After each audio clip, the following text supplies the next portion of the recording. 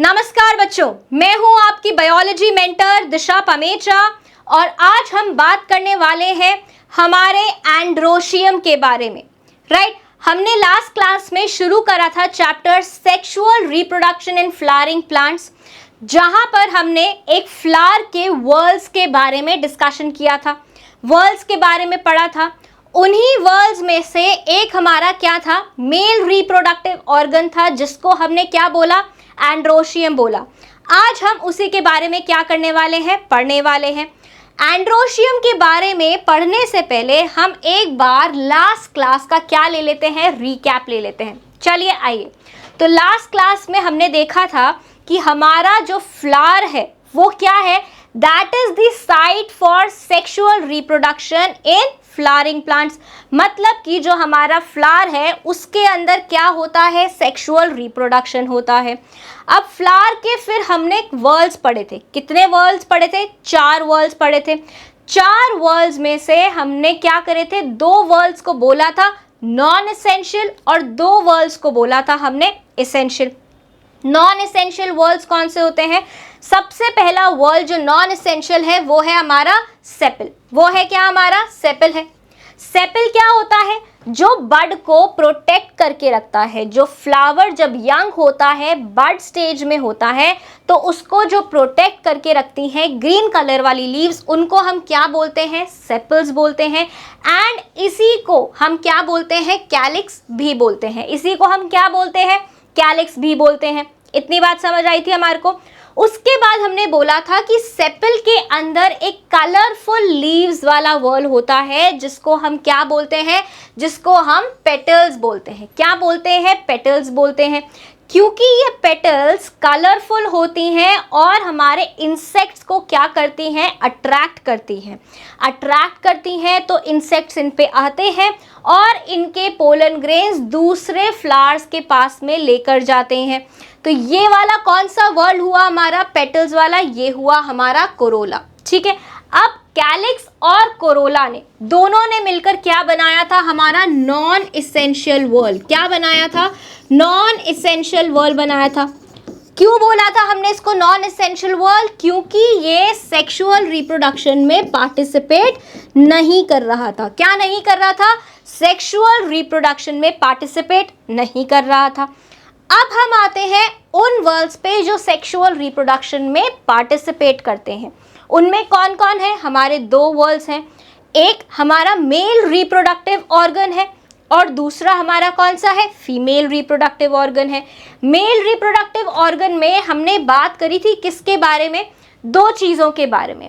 एक हमने बात करी थी फिलामेंट के बारे में, स्टॉक के बारे में, जो एक स्लेंडर सी ग्रीन कलर की क्या है, स्टॉक है, जो किससे जुड़ी हो सकती है, या तो फ्लावर की सीड से, थैलेमस से जुड़ी हुई हो सकती है, या फिर वो कलरफुल पेटल्स से जुड़ी हुई हो सकती है। इसी स्टॉक के, इसी फिलामेंट के हमारे डिस्टल एंड पे कौन बैठा होता है, हमारा एंथर बैठा होता है, जो कि क्या होता है, जो कि मेल रिप्रोडक्टिव ऑर्गन में फर्टाइल ऑर्गन होता है। मतलब कि इसी के अंदर क्या बन रहे थे, हमारे मेल गमीट्स बन रहे थे, पोलन ग्रेन्स बन रहे थे। इतनी बात समझ आ गई। तो हमारे फिलामेंट और एंथर ने मिलकर क्या बनाया था, मेल रिप्रोडक्टिव ऑर्गन बनाया था, जिसको हमने क्या बोला था, स्टेमन बोला था, और हमने इसको दूसरा नाम क्या दिया था, एंड्रोशियम दिया था। इतनी बात समझ आ गई। उसके बाद में हमने बात करी थी लास्ट में फीमेल रिप्रोडक्टिव ऑर्गन के बारे में। राइट, उसमें हमने क्या पढ़े थे, फिर से 3 पार्ट्स पढ़े थे। सबसे पहले हमने बोला था कि जहां पोलन ग्रेन आकर डिपॉजिट होता है, जहां पर पोलन ग्रेन आकर बैठता है, उस जगह को हम क्या बोलते हैं, स्टिग्मा बोलते हैं। क्या बोलते हैं? स्टिग्मा बोलते हैं।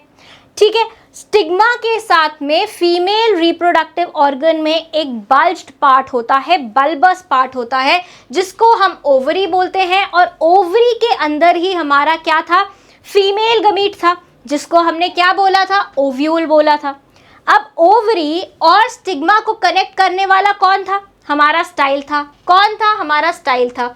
स्टिग्मा, स्टाइल और ओवरी तीनों ने मिलकर हमारा क्या बनाया, फीमेल रिप्रोडक्टिव ऑर्गन बनाया, जिसको हमने क्या बोला, जिसको हमने बोला कार्पल, जिसको हमने क्या बोला, कार्पल बोला। और कार्पल को ही हम क्या बोल रहे हैं, गाइनोशियम बोल रहे हैं। कार्पल को ही हम क्या बोल रहे हैं, गाइनोशियम बोल रहे हैं। तो एंड्रोशियम और गाइनोशियम ने मिलकर हमारा क्या बनाया था, एसेंशियल वर्ल बनाया था। क्या बनाया था, इसेंशियल वर्ल बनाया था। और इसेंशियल वर्ल हम इनको क्यों बोल रहे हैं, क्योंकि यही हमारे को सेक्सुअल रिप्रोडक्शन करने में मदद कर रहे हैं। यही हमारे क्या बना रहे हैं, एंड्रोशियम बना रहा है मेल गमीट, और हमारा गाइनोशियम बना रहा है फीमेल गमीट। इतनी बात है हमने पिछली क्लास में कर ली थी। आज हम बात करने वाले हैं हमारे एंड्रोशियम के बारे में, जिसको हमने क्या बोला है, हमारा मेल रिप्रोडक्टिव ऑर्गन बोला है। तो क्या बोलते हो, शुरू करें हमारे मेल रिप्रोडक्टिव ऑर्गन के बारे में। ठीक है, तो जब हम फ्लावर की कलरफुल पेटल्स को हटाते हैं, जब हम क्या करते हैं, फ्लावर की कलरफुल पेटल्स को हटाते हैं, तो उसके अंदर हमारे को क्या दिखती हैं, उसके अंदर हमारे को दिखती है एक ग्रीन कलर की फिलामेंट। क्या दिखती है, ग्रीन कलर की फिलामेंट दिखती है, जो कि या तो उसकी पेटल से अटैच्ड होती है या फिर फ्लावर की सीड थैलेमस से अटैच्ड होती है। इस फिलामेंट को हमने क्या बोला था, स्टॉक बोला था या फिर फिलामेंट बोला था। ठीक है, ये फिलामेंट यहाँ पे जैसे आप देख रहे हैं, जब आपने फ्लावर की क्या करी, एक फ्लावर लेकर आए आप और आपने उसकी पत्तियां हटा दी। ठीक है, जब आपने पत्तियां हटाई तो आपको क्या दिख रहा है, आपको यहाँ पर ऐसे थैलेमस है और थैलेमस से यहाँ पर ऐसे क्या दिख रही हैं, ये फिलामेंट्स दिख रही हैं। क्या दिख रही हैं, फिलामेंट्स दिख रही हैं। एंड इन्हीं फिलामेंट्स के ऊपर क्या होगा, इन्हीं फिलामेंट्स के ऊपर हमारा कौन बैठा होगा, एंथर बैठा होगा। कौन बैठा होगा, एंथर बैठा होगा, राइट। इसी एंथर के बारे में हम क्या करेंगे, आज बात करने वाले हैं।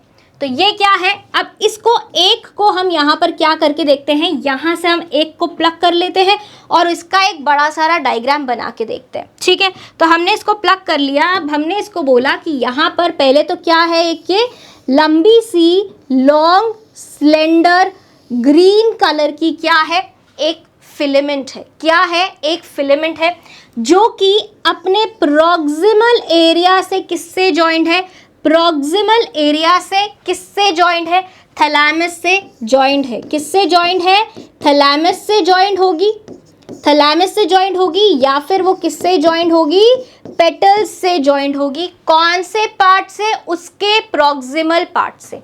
कौन से पार्ट से, इसके प्रॉक्सिमल एंड से, ये थैलेमस से या पेटल से जॉइंट होगी।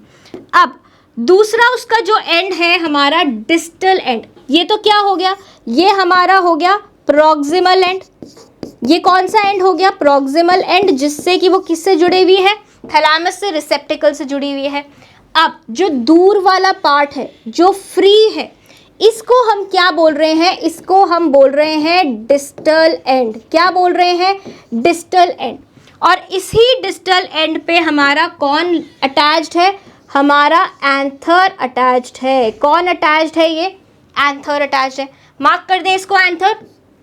इसको हमने क्या बोला, एंथर, और इसको हमने क्या बोला है, फिलामेंट बोला है, या फिर हम इसको और क्या बोलते हैं, इसको हम बोलते हैं स्टॉक। आई इतनी बात समझ में, इतनी बात समझ में आई। चलो, अब ये जो एंथर है ये क्या बना रहा है, ये एंथर हमारा बना रहा है मेल गमीटोफाइट। क्या बनाएगा, ये मेल गमीटोफाइट बनाएगा। मतलब कि इसको क्या बनाने हैं, पोलन ग्रेन्स बनाने हैं। क्या बनाने हैं, पोलन ग्रेन्स बनाने हैं। एंथर क्या बना रहा है, पोलन ग्रेन्स बना रहा है। अब मुझे बहुत ज़्यादा क्यूरियोसिटी हो रही है कि इस एंथर के अंदर क्या है, क्या है इस एंथर के अंदर, क्या है इसका स्ट्रक्चर कैसा है। तो थोड़ा सा हम क्या करेंगे, इस एंथर के स्ट्रक्चर के बारे में पढ़ेंगे, क्योंकि ये जो एंथर है यही तो हमारा क्या है, यही हमारा फर्टाइल पार्ट है। यही क्या है, हमारा फर्टाइल पार्ट है। जबकि जो फिलामेंट और स्टॉक है ये कैसा पार्ट है, स्टेराइल पार्ट है। कैसा पार्ट है, स्टेराइल पार्ट है। एंथर कैसा पार्ट है, फर्टाइल पार्ट है, क्योंकि वही क्या बना रहा है, मेल गमीटोफाइट बना रहा है। इतनी बात समझ आ गई। अब जब हम बाहर से एंथर को देखते हैं, जब हम बाहर से एंथर को देखते हैं तो हमारे को कुछ ऐसा सा स्ट्रक्चर दिखता है। कैसा सा स्ट्रक्चर दिखता है? ऐसा सा कुछ स्ट्रक्चर दिखता है। ये दिख रहा है कि नहीं दिख रहा है? इसी को हम इनलार्ज करके नीचे बना रहे हैं, इसी एंथर को हमने बड़ा करके यहाँ पर बनाया है। अब ये एंथर क्या होता है, बाहर से एंटीरियर साइड से एक लॉन्गिट्यूडनल ग्रूव से, ये क्या है, एक लॉन्गिट्यूडनल ग्रूव है। क्या है ये? एक लॉन्गिट्यूडनल ग्रूव से वर्टिकली डिवाइडेड होता है। लॉन्गिट्यूडनल ग्रूव से वर्टिकली डिवाइडेड होता है। इनटू किस में डिवाइड होता है? Into this is one lobe and this is two lobes. ठीक है, this is one lobe, this is second lobe. हमारा जो लॉन्गिट्यूडनल ग्रूव है एंटीरियरली वो हमारे एंथर को क्या कर रहा है, डिवाइड कर रहा है। किस में डिवाइड कर रहा है? वो डिवाइड कर रहा है हमारे एंथर को इनटू टू लोब्स। किस में डिवाइड कर रहा है? दो लोब्स में डिवाइड कर रहा है। इतनी बात समझ आई?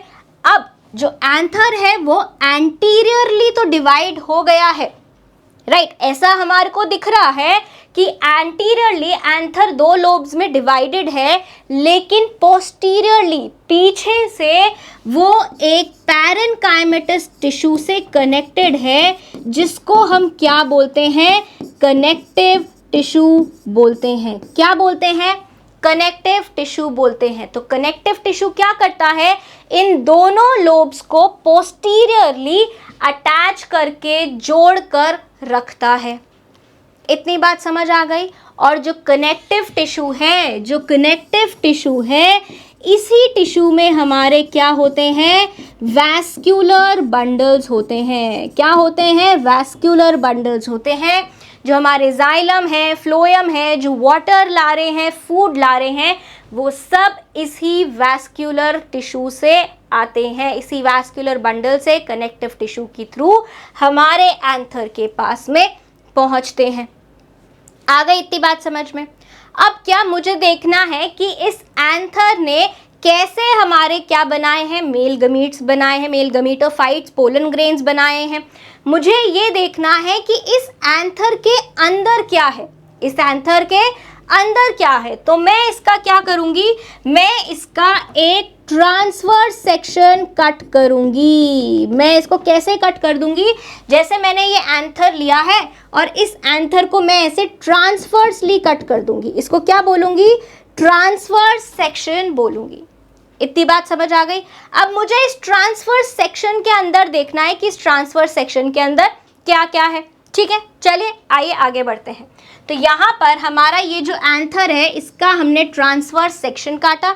अब उसी ट्रांसवर्स सेक्शन का हम क्या बनाने वाले हैं, डायग्राम बनाने वाले हैं। चलिए आइए। तो हमारे पास यहाँ पे क्या था, हमारा यहाँ पर ये ऐसा एंथर था। ठीक है, ऐसा एंथर था।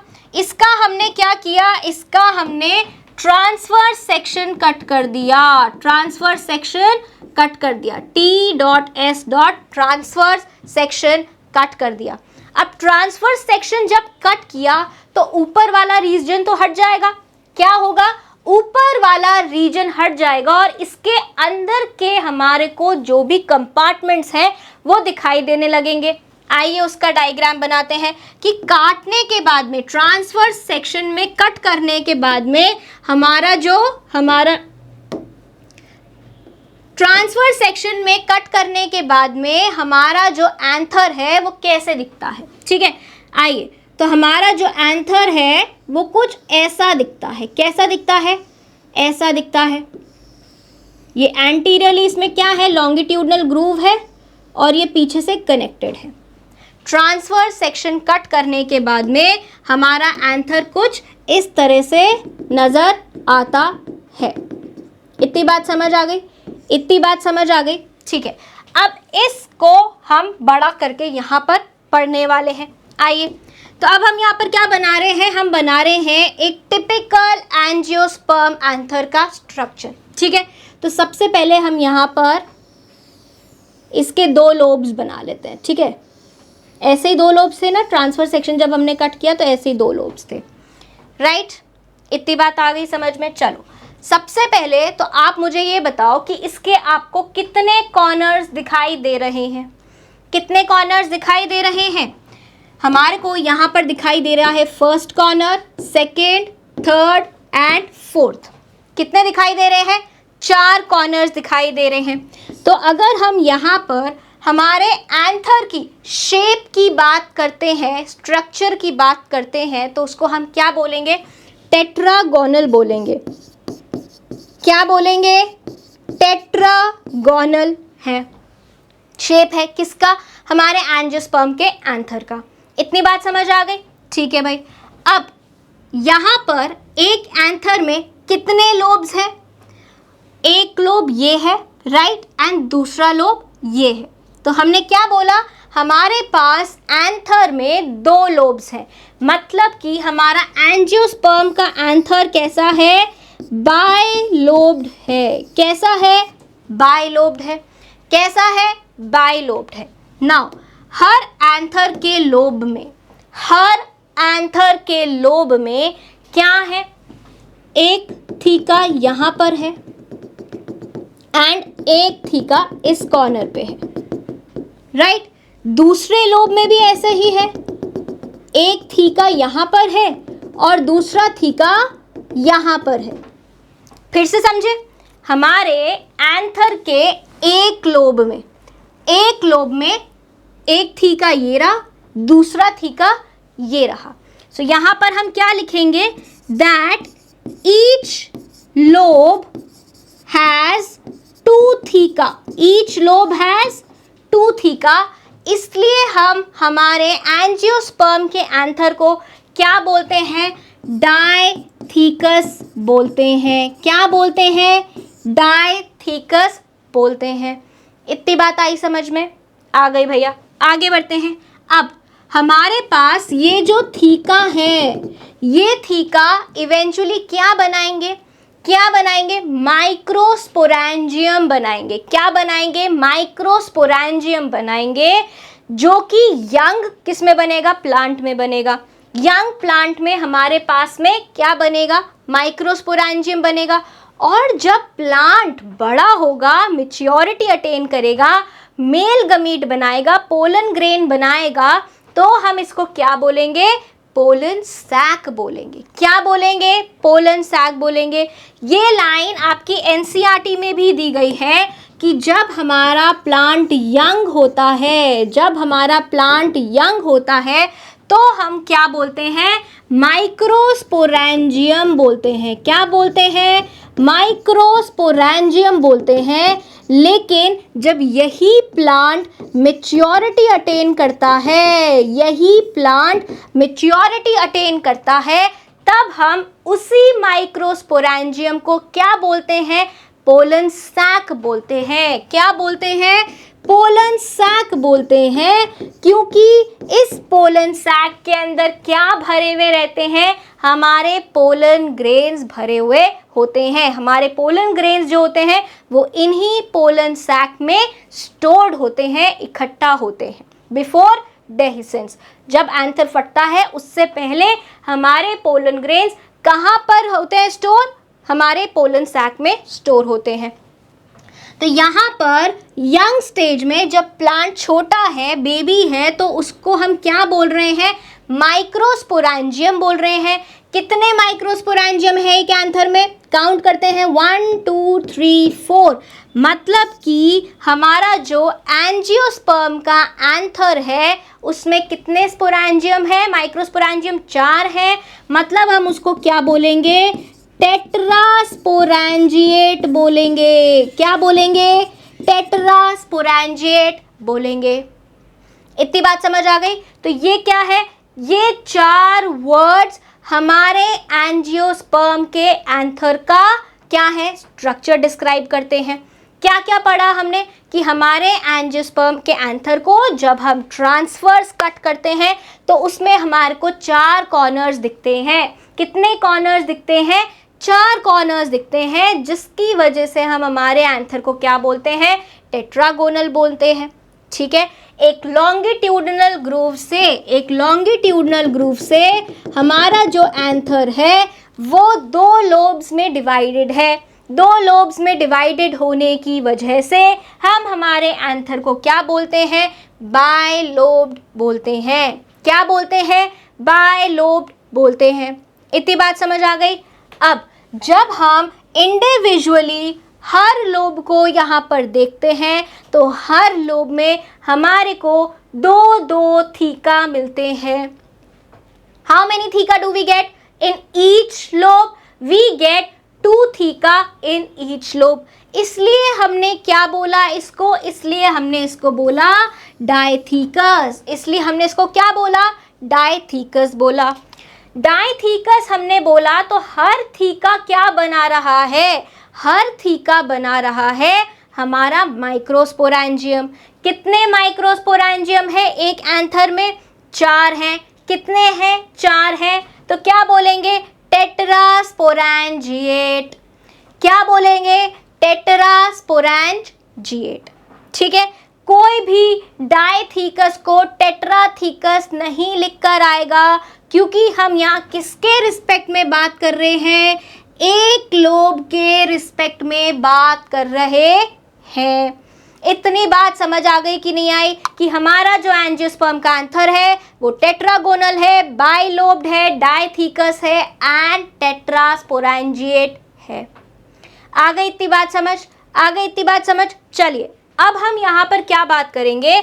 अब हम यहाँ पर देखेंगे कि हमारा जो ये माइक्रोस्पोरेंजियम है, ये जो माइक्रोस्पोरेंजियम है इसका स्ट्रक्चर कैसा है? क्या देखेंगे अब हम ये देखेंगे कि हमारा जो माइक्रोस्पोरेंजियम होगा एक एंजियोस्पर्मिक एंथर का, उसका स्ट्रक्चर कैसा होगा?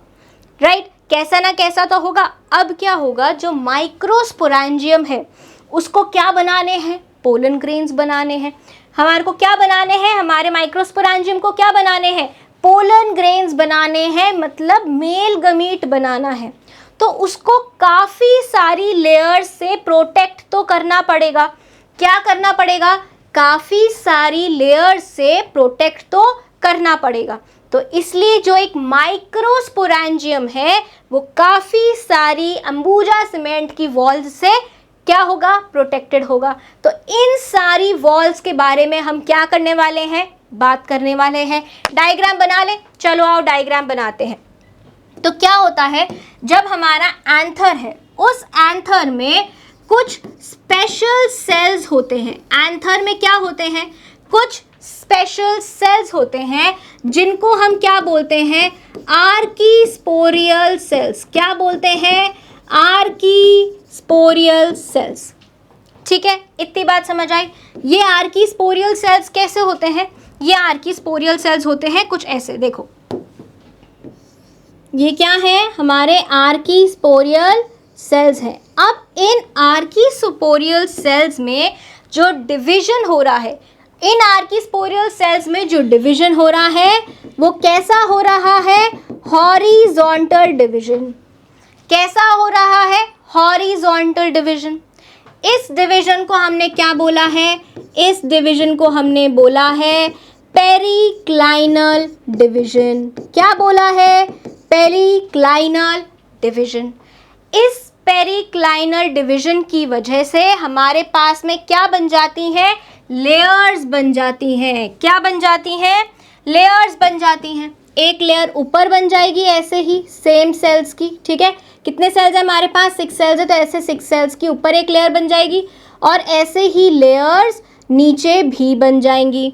आ गई बात समझ में? आ गई बात समझ में? ठीक है, तो जो ऊपर वाली लेयर है, जो क्या है हमारी, जो हमारी ये आउटर लेयर है, अपर लेयर है, इसको हमने क्या बोला? इसको हमने बोला आउटर लेयर। क्या बोला हमने? इसको आउटर लेयर बोला। और जो इनर लेयर है उसको हमने क्या बोला है? इनर लेयर बोला है। इतनी बात आई समझ में? इतनी बात आ गई समझ में? अब जो आउटर लेयर है, जो क्या है? आउटर लेयर है, वो क्या बना रही है? आपके माइक्रोस्पोरेंजियम के वॉल्स बनाएगी। क्या बनाएगी? माइक्रोस्पोरेंजियम के वॉल्स बनाएगी। और जो इनर लेयर है वो एक होमोजीनस टिश्यू बनाएगी। क्या बनाएगी? एक होमोजीनस टिश्यू बनाएगी, जिसको हम क्या बोलते हैं? स्पोरोजीनस टिश्यू बोलते हैं, जो कि क्या है? फ्यूचर मेल गमीटोफाइट बनाते हैं। क्या बनाएंगे? फ्यूचर मेल गमीटोफाइट, मतलब हमारे पोलन ग्रेन्स बनाएंगे। तो इस बात को भी लिख लेते हैं यहाँ पर लिख लेते हैं इस बात को कि जो हमारी आउटर लेयर है वो क्या बनाएगी? Wall of microsporangium. क्या बनाएगी? वॉल ऑफ माइक्रोस्पोरेंजियम, या फिर हम उसको बोल सकते हैं एंथर वॉल बनाएगी। क्या बनाएगी? एंथर की वॉल्स बनाएगी।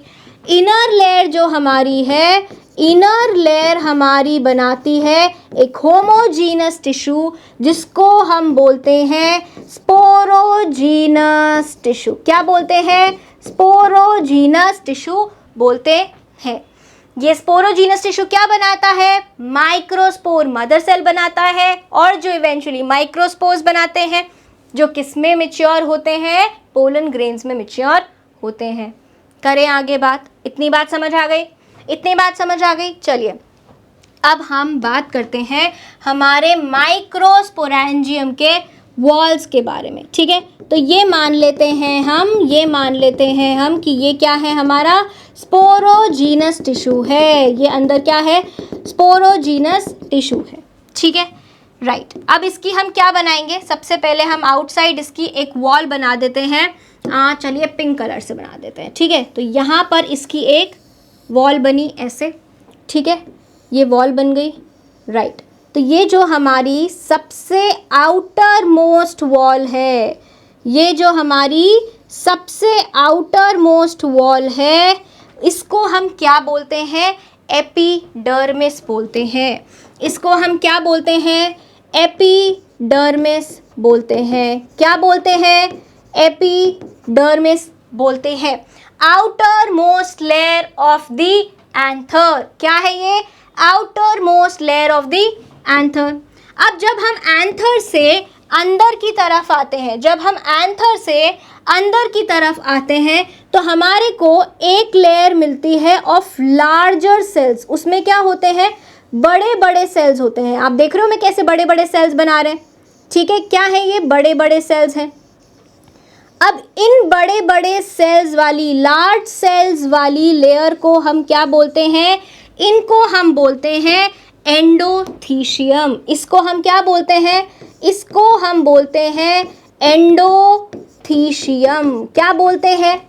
एंडोथीशियम बोलते हैं। इतनी बात समझ आ गई?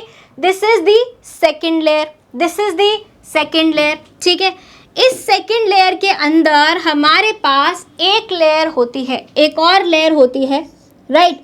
ये कौन सी लेयर होती है? इस लेयर को हम बोलते हैं मिडिल लेयर। इस लेयर को हम क्या बोलते हैं? मिडिल लेयर बोलते हैं।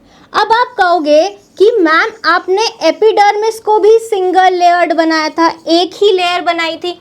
एंडोथीशियम की भी आपने सिंगल लेयर बनाई थी, लेकिन इस मिडल लेयर को आपने तो मल्टी लेयर्ड बना दिया। 2 to 3 लेयर्स इसकी बना दी। तो जी हाँ, जो आपकी मिडल लेयर है वो कैसी होती है? 2 to 3 लेयर्स होती हैं, मल्टी लेयर्स होती है। इतनी बात समझ आ गई? अब मिडिल लेयर के बाद में हमारे पास सबसे इनर मोस्ट जो लेयर है वो, उसके भी सेल्स क्या होते हैं? ऐसे बड़े बड़े होते हैं। कैसे होते हैं? ऐसे बड़े बड़े होते हैं। एंड इस लेयर को हम क्या बोलते हैं? इस लेयर को हम बोलते हैं टैपेटम। क्या बोलते हैं इस लेयर को हम? इस लेयर को हम बोलते हैं टैपेटम। क्या बोलते हैं? टैपेटम बोलते हैं। इतनी बात समझ आई कि नहीं आई? इतनी बात आ गई समझ में? चलिए, अब ये जो इतनी सारी यहाँ पर लेयर्स बनी हैं, जायज़ सी बात है कि इन सब लेयर्स के कुछ ना कुछ सिग्निफिकेंस ज़रूर होंगे, कुछ ना कुछ इनके क्या होंगे? लेबर होंगे, काम होंगे, फंक्शंस होंगे, होंगे कि नहीं होंगे? तो यहाँ पर हम एपिडर्मिस से चालू करते हैं और इसकी कैरेक्टरिस्टिक और फंक्शंस के बारे में बात करेंगे। अब सबसे भाई ये जो एपिडर्मिस है बाहर वाली लेयर है, तो सबसे बाहर कौन होता है? हमारे घर का जो बाहर कौन बैठा होता है? हमारा गार्ड बैठा होता है। वो क्या करता है? वो प्रोटेक्शन करता है। क्या करता है? प्रोटेक्शन करता है। तो यहाँ पर जो हमारी एपिडर्मिस है, यहाँ पर जो क्या है हमारी एपिडर्मिस है, सबसे पहले तो ये क्या है? सिंगल लेयर्ड है। क्या है? सिंगल लेयर्ड है। ठीक है, क्या है ये? सिंगल लेयर्ड है। अगर हम यहाँ पर इसकी प्लॉइडी की बात करते हैं तो क्या अभी तक हमने किसी भी प्रकार का मियोसिस देखा है? किसी भी तरह का यहाँ पे मियोसिस डिवीजन या मियोटिक डिवीजन हुआ है? नहीं हुआ है। तो ये क्या है? एक स्पोरोजीनस टिश्यू है। क्या है? स्पोरोजीनस टिश्यू है। तो क्या इसकी प्लॉइडी होगी? इसकी प्लॉइडी क्या होगी? 2n ही होगी। इसकी प्लॉइडी क्या होगी?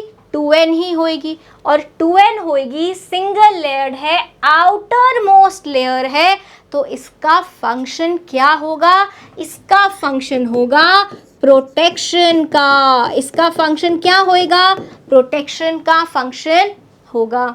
इतनी बात समझ आ रही है? इतनी बात समझ आ रही है? आगे बढ़ते हैं, एंडोथीशियम पे बढ़ते हैं। अब ये जो एंडोथीशियम है ये क्या है? ये हमारी हाइग्रोस्कोपिक लेयर है। कैसी लेयर है? हाइग्रोस्कोपिक लेयर है। हाइग्रोस्कोपिक मतलब वो सेल्स जो कि पानी एब्जॉर्ब करते हैं, मॉइस्चर एब्जॉर्ब करते हैं। कैसी लेयर है? सबसे पहले तो कितनी लेयर्स है? सिंगल लेयर्ड है। कैसी है? सिंगल लेयर्ड है। किन प्रकार के सेल से बनी हुई है? कैसे टाइप के सेल से बनी हुई है? हमारे हाइग्रोस्कोपिक सेल से बनी हुई है। हाइग्रोस्कोपिक सेल से बनी हुई है। ये हाइग्रोस्कोपिक क्या होता है? हाइग्रोस्कोपिक मतलब जो कि क्या करता है? मॉइस्चर को एब्जॉर्ब करते हैं। क्या करते हैं? Absorb moisture, absorbs moisture. तो ये लेयर क्या करती है? एब्जॉर्ब करती है मॉइस्चर। तो जब ये मॉइस्चर एब्जॉर्ब करती है तो ये फूल के कुप्पा हो जाती है।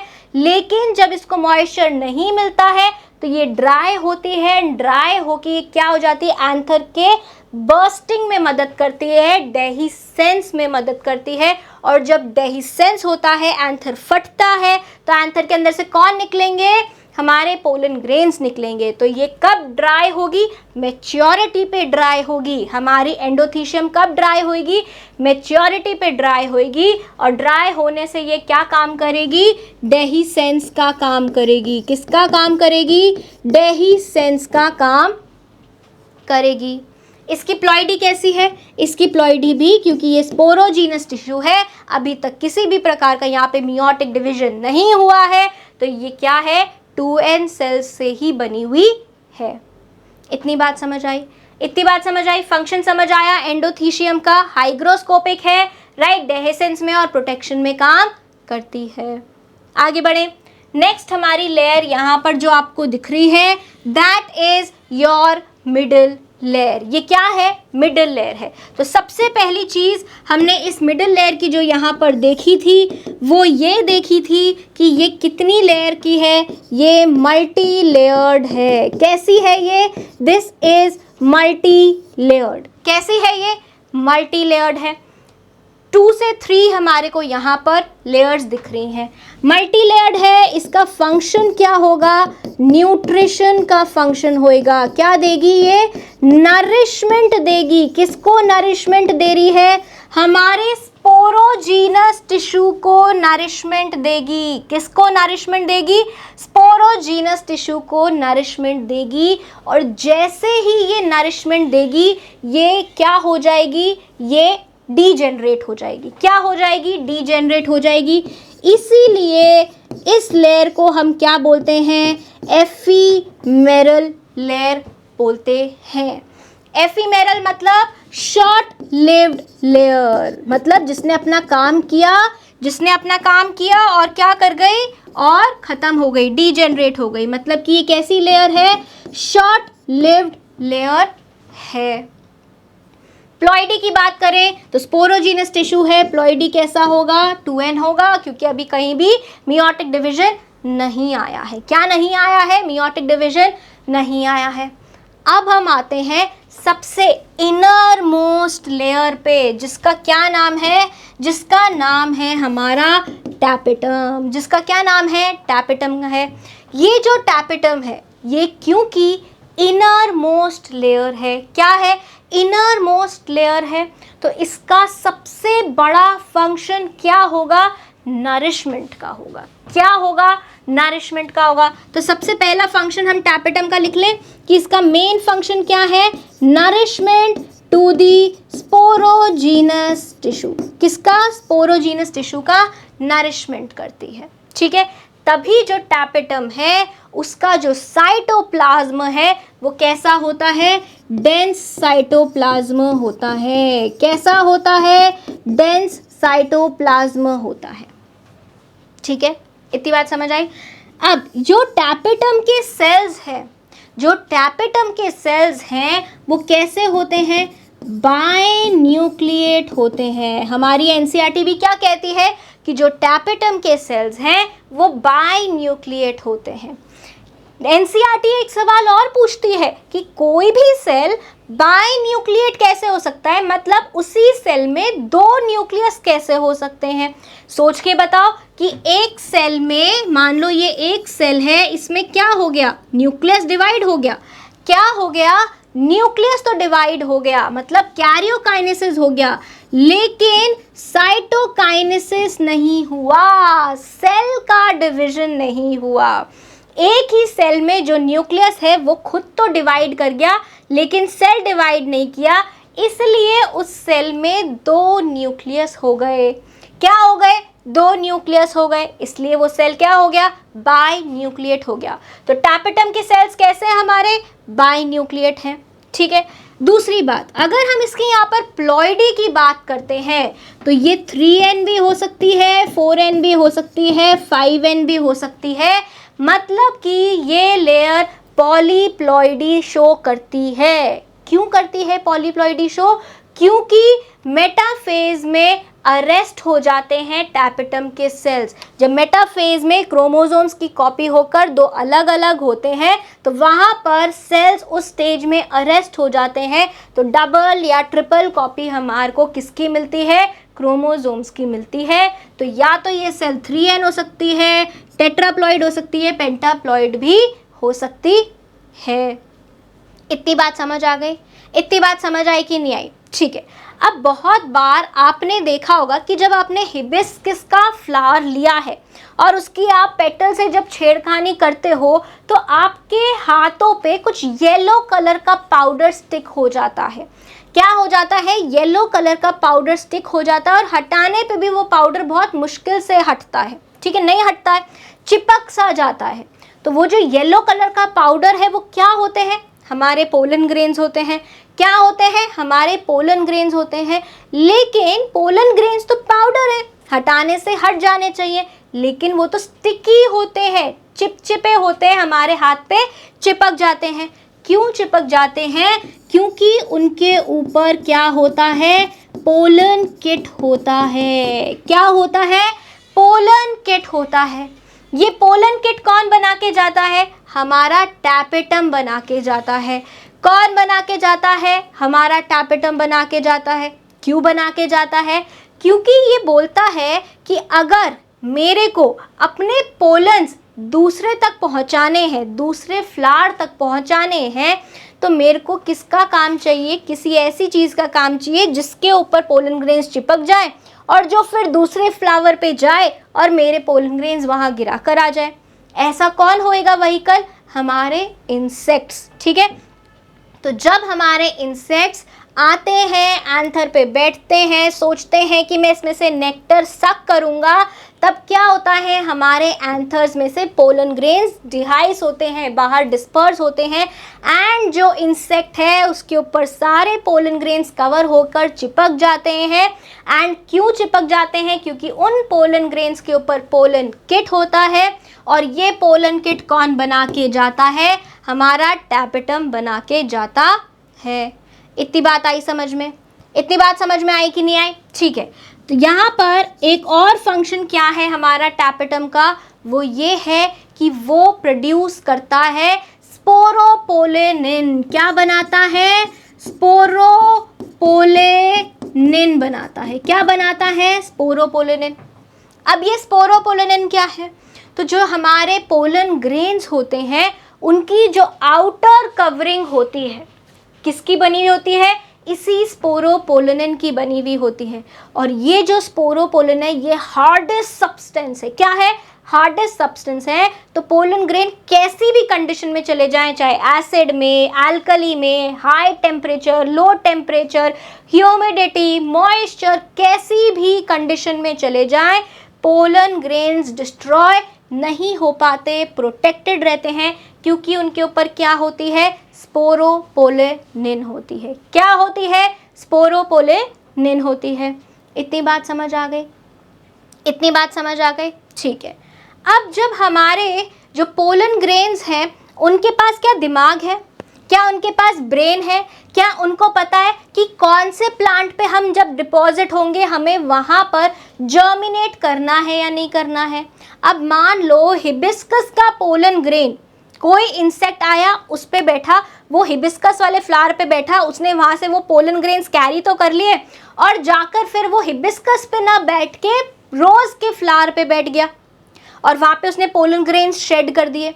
तो क्या हिबिस्कस के पोलन ग्रेन्स रोज़ के स्टिग्मा पे जर्मिनेट होंगे? क्या वहाँ पर पोलन ग्रेन्स से पोलन ट्यूब निकलेगी बाहर? क्या पोलन ट्यूब बनेगी? नहीं बनेगी। क्या बनेगी वहाँ पे? नहीं बनेगी, क्योंकि हिबिस्कस के पोलन ग्रेन्स रोज़ के स्टिग्मा से कंपैटिबल नहीं है। क्या नहीं है? कंपैटिबल नहीं है। और ये कौन डिसाइड करके जाता है? ये डिसाइड करके जाता है एक कंपैटिबिलिटी प्रोटीन। कौन डिसाइड करके जाता है? कंपैटिबिलिटी प्रोटीन डिसाइड करके जाता है कि कौन सा पोलन ग्रेन कौन से स्टिग्मा पे जर्मिनेट करेगा। और ये कंपैटिबिलिटी प्रोटीन भी कौन बनाता है? हमारा टैपेटम बनाता है। कौन बनाता है? हमारा टैपेटम बनाता है। ठीक है भाई। टैपेटम का एक फंक्शन और है कि ये क्या क्या बनाता है? ये कुछ एंजाइम्स भी बनाता है। क्या बनाता है? एंजाइम्स भी बनाता है, जैसे कि हमारे कैलेज बनाएगा, सेल्यूलेज बनाएगा, पेक्टिनेज बनाएगा। साथ ही में ये और क्या बनाता है? कुछ हार्मोन्स भी बनाता है, जैसे कि इंडोल एसिटिक एसिड। क्या बनाता है ये? Indole acetic acid. इतनी बात समझ आ गई? इतनी बात समझ आई कि नहीं आई? चलो आगे बढ़ते हैं यहाँ पर। तो अब हम यहाँ पर क्या करने वाले हैं? जितना भी हमने इतना सब कुछ पढ़ा है, हमने किसके बारे में पढ़ा? एंथर के बारे में पढ़ा, एंथर के स्ट्रक्चर के बारे में पढ़ा। क्या पढ़ा? एंथर के स्ट्रक्चर के बारे में पढ़ा, उसकी वॉल्स के बारे में पढ़ा और उन वॉल्स के फंक्शंस के बारे में पढ़ा। तो इतने सारे जो हमने पढ़ी है चीज़ों उनको रिवाइज कर लेते हैं। तो हमारा क्या है? जो एंड्रोशियम है वो क्या है? मेल रिप्रोडक्टिव ऑर्गन है। मेल रिप्रोडक्टिव ऑर्गन है, दो पार्ट से बना हुआ है। पहली एक क्या होती है? फिलामेंट होती है, ग्रीन कलर की स्लेंडर लॉन्ग स्टॉक होती है, जो कि उसके प्रॉक्सिमल एंड से या तो थैलेमस से अटैच होगी या फिर पेटल से अटैच्ड होगी। इतनी बात समझ आई? कहाँ से अटैच होगी? प्रॉक्सिमल एंड से। डिस्टल एंड पे कौन बैठा होगा? डिस्टल एंड पे हमारा मेल रिप्रोडक्टिव ऑर्गन का स्टेराइल पार्ट बैठा होगा, जिसको हमने क्या बोला है? एंथर बोला है। एंथर कहाँ प्रेजेंट होता है? डिस्टल टर्मिनल पे प्रेजेंट होता है फिलामेंट की। कैसा स्ट्रक्चर होता है? बाइलोब स्ट्रक्चर होता है। क्या होता है? फर्टाइल पार्ट होता है। किसका होता है? स्टेमन का होता है। इतनी बात समझ आ गई? अब हम क्या करते हैं, एक छोटा सा अच्छा सा डायग्राम देख लेते हैं, जहाँ पर हमारे को एंड्रोशियम के प्रेजेंस के बारे में, लोकेशन के बारे में समझ आ जाएगी। आइए, तो ये क्या है? हमारा फ्लावर है। हमने देखा कि हमारे किससे यहाँ पर प्रॉक्सिमल एंड से अटैच्ड है, थैलेमस से या फिर पेटल से। कौन अटैच्ड है? हमारा फिलामेंट अटैच्ड है। फिलामेंट के प्रॉक्सिमल एंड पे थैलेमस या पेटल से अटैचमेंट है। वहीं दूसरे डिस्टल एंड पे कौन है? हमारा एंथर है, जो कि क्या है? हमारा फर्टाइल पार्ट है। क्या है? फर्टाइल पार्ट है और यही क्या बना रहा है? मेल गमीटोफाइट पोलन ग्रेन बना रहा है। एंथर और फिलामेंट मिलकर क्या बनाते हैं? हमारा मेल रिप्रोडक्टिव ऑर्गन बनाते हैं, जिसको हमने क्या बोला है? स्टेमन बोला है, एंड्रोशियम बोला है। इसी एंथर का फिर हमने क्या किया था? ट्रांसवर्स सेक्शन कट करके देखा था, तो हमें दिखा था कि जो हमारा एंथर का शेप है वो कैसा है? टेट्रागोनल है। तो बात कर लें, रिवाइज कर लें एक बार हमारे एंथर के स्ट्रक्चर के बारे में। तो हमारा स्ट्रक्चर कैसा है एंथर का?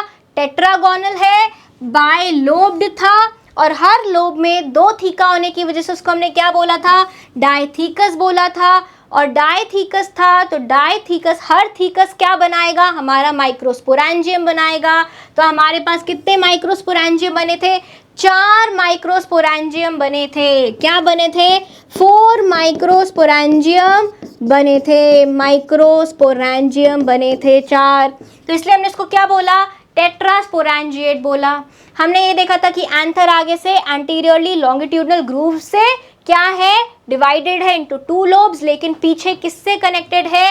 एक स्टेराइल कनेक्टिव टिश्यू से कनेक्टेड है। इतनी बात समझ आ गई? रिवीजन भी हमारे साथ यहाँ पर हो गया। चलिए अब हम किसकी बात करेंगे? अब हम बात करेंगे हमारे माइक्रोस्पोरेंजियम के स्ट्रक्चर के बारे में। उसकी हमने वॉल्स पढ़ी थी, 4 वॉल्स पढ़ी थी। बाहर वाली वॉल क्या थी? एपिडर्मिस। उसके अंदर कौन थी? एंडोथीशियम। फिर सबसे अंदर जो 3rd नंबर पे थी वो थी मिडिल लेयर, एंड जो हमारी इनर मोस्ट लेयर थी दैट वाज आर टैपेटम। क्या थी ये? इनर मोस्ट लेयर थी, ठीक है। एंड आउटर मोस्ट कौन थी? हमारी एपिडर्मिस थी। क्या थी? एपिडर्मिस थी। स्ट्रक्चर देख लें, बात कर लें। चलिए आइए, तो जो हमारी आउटर मोस्ट लेयर थी एपिडर्मिस थी, ठीक है। उसके अंदर कौन आई? हमारी एंडोथीशियम आ गई। उसके बाद में हमारी मल्टी लेयर्ड क्या आई? मिडिल लेयर्स आ गई। मिडिल लेयर्स क्या करती हैं? नरिशमेंट करती हैं। और मिडिल लेयर के अंदर कौन है? हमारी बड़े बड़े डेंस साइटोप्लाज्म वाले सेल्स की लेयर है, जो कि क्या है?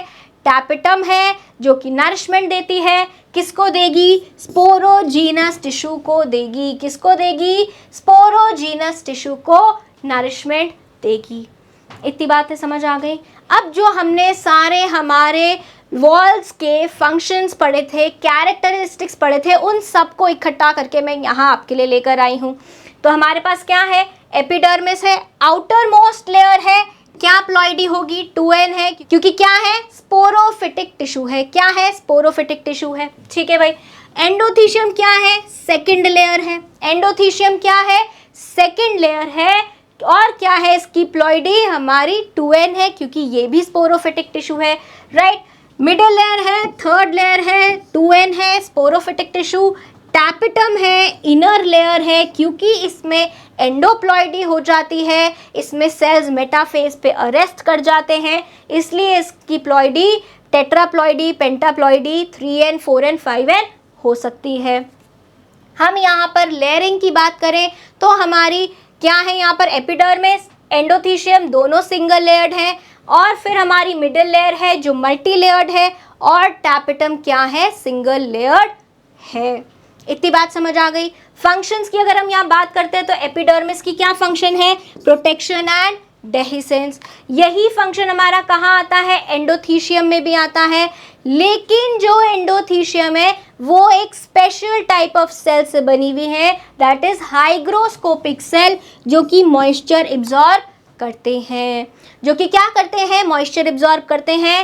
एंड जब उनमें से मॉइस्चर लॉस होता है, वो ड्राई होते हैं, तो वो क्या करवाते हैं? हमारे एंथर का डेहिसेंस करवाते हैं। आगे हम बात करें मिडिल लेयर्स की, जो कि मल्टी लेयर थी, और उनका काम क्या था? नरिशमेंट का काम था। स्पोरोजीनस टिश्यू को नरिश करती थी, इसलिए इस लेयर को हम क्या बोलते थे? एफीमेरल, शॉर्ट लिव्ड, अपना काम किया और डीजेनरेट हो गई। बात करें हम टैपेटम की, तो टैपेटम ने तो खूब सारा काम किया है, उसके पास तो काफ़ी सारे फंक्शंस हैं। सबसे पहले नरिशमेंट का, उसके बाद पोलन किट बनाने का, फिर हमने स्पोरोपोलिनिन बनाया जिससे कि हमारे पोलन ग्रेन्स प्रोटेक्टेड रहें, किसी भी तरह की कंडीशन हो उसमें वो जी सके, वहाँ पे उसमें वो अलाइव रहें। उसके बाद में उसने क्या बनाया? कंपैटिबिलिटी प्रोटीन बनाया। फिर हमने पढ़ा कि हमारे टैपेटम ने कुछ एंजाइम्स भी बनाए। कौन कौन से एंजाइम्स बनाए? 3 एंजाइम्स के बारे में हमने बात करी थी। एक हमने बात करी कैलेज के बारे में, एक हमने बात करी सेल्यूलेज के बारे में, और एक हमने बात करी पेक्टिनेज के बारे में। साथ ही में कुछ हार्मोन्स भी बनाए थे जो कि क्या थे? Indole acetic acid. ये सब क्या है? ये हमारे टैपेटम के फंक्शंस थे। इतनी बात समझ आ गई? इतनी बात समझ आई कि नहीं आई? ठीक है, तो अब हम मिलेंगे अगली क्लास में। वहाँ पर हम बात करेंगे कि कैसे जो हमारा स्पोरोजीनस टिश्यू है वो कैसे ट्रांसफॉर्म होता है इनटू माइक्रोस्पोर और कैसे बनाता है हमारा male gametophyte, that is our pollen grains. तो हम मिलेंगे नेक्स्ट क्लास में, तब तक के लिए बाय बाय।